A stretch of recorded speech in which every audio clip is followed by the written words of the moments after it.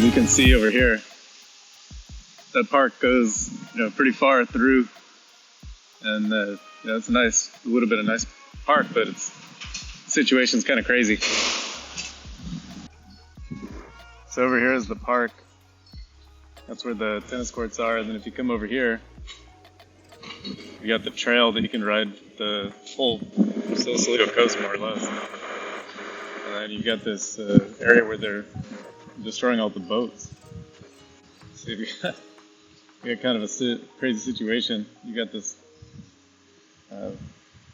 area that's literally like right next to it. So that's a pretty bad negative. And you can see, because of all the tents, they've now like quarantined off this whole area.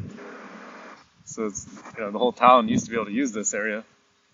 It was like a big, playground, but now it's not anymore. So one of the other downsides that I realized was that, when you don't really think it through too much, it doesn't seem like that big of a downside, but at face value, it's hard to park anywhere. Right? It feels like everywhere's private, so it's hard to park at the coastal areas. So again, we got these like commercial buildings, and I'm not entirely sure. It seems like they've got a lot of signs saying basically you can't park here. I always do, but I don't think you're supposed to. So one big downside, parking is a real bitch. Basically Caledonia is the only place you can park in the entire city without getting a ticket. And their parking police, actually, one of the police officers tried to, I went in there to file a complaint because I was in a 3-hour parking zone and it gave me a ticket after 2 hours. And I had set up the timer, and the cop, instead of, being polite, they called another cop who came out and was like in full tactical gear, and started trying to chest bump me and, talk shit to me.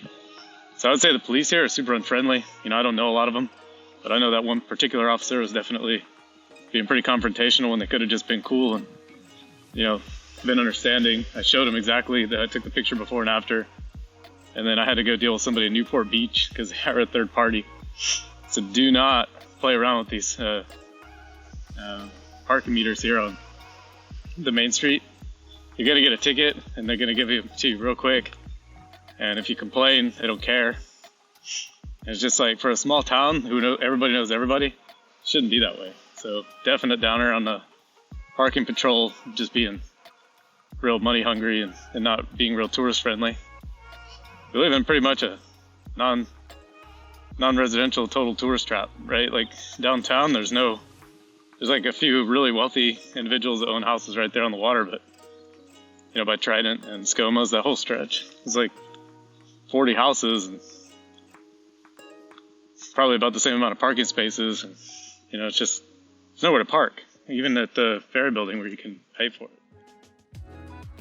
So up here at Bay Model, they have a place where you can rent kayaks called Sea Trek. And it's pretty awesome. You guys should definitely check that out. Huge plus. Take this little stairway down there, and they've got this little launch. They help you get in your boat, help you get out of the little launch pad. And equipment's great, people are great. They give you good advice on days it's way too windy, tell you which way to go, and so you don't get stuck out if you're kind of a beginner.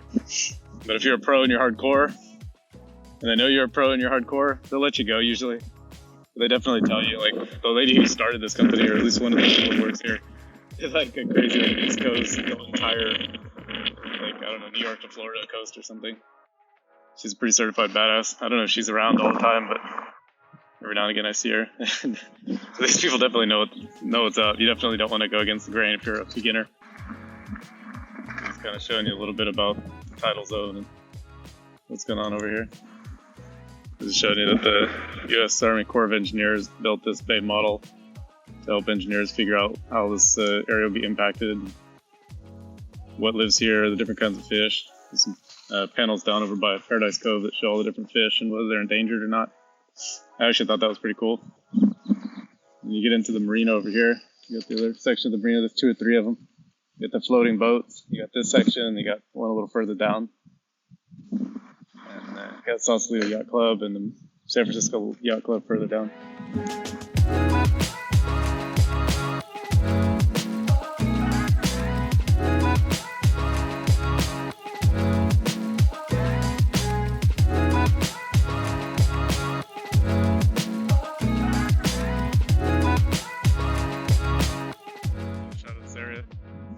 over there in the background is where Sea Trek is. You can go rent some kayaks or some paddle boards. It's pretty awesome. Good people, get you set up with the right gear. I love that place. We have membership there for a long time. Now we're going to join Sausalito Yacht Club because basically it's the same thing. There's a place to party over by the boat. There's a lot of little activities. Definitely recommend that too. So if you're over here at Bay Model, you can kind of look up towards the hills and you can see there's a bunch of cool, condos and stuff all up in the mountains all over the area in this section. As you get further down, you get into more houses. But basically the north end of Sausalito is basically condos, and then you get into Marin City. You got a little bit of Section A, which can be problematic. At nighttime, there's a lot of reports of robberies and problems. So it's a little bit of a I wouldn't go over there too late. That's for sure. Definitely, definitely. People you can look at the newspaper and stuff, and you can see kind of the crime. It's definitely crime prone. So not my suggestion, but right above it's very pretty. Definitely recommend that. Come in for a day hike. It's all good. So this next little section is basically where the bike trail connects to the area that was over by Bay Model. You can see basically you've got these little blocks that curves around over this way back south, or north rather, through some of the floating homes.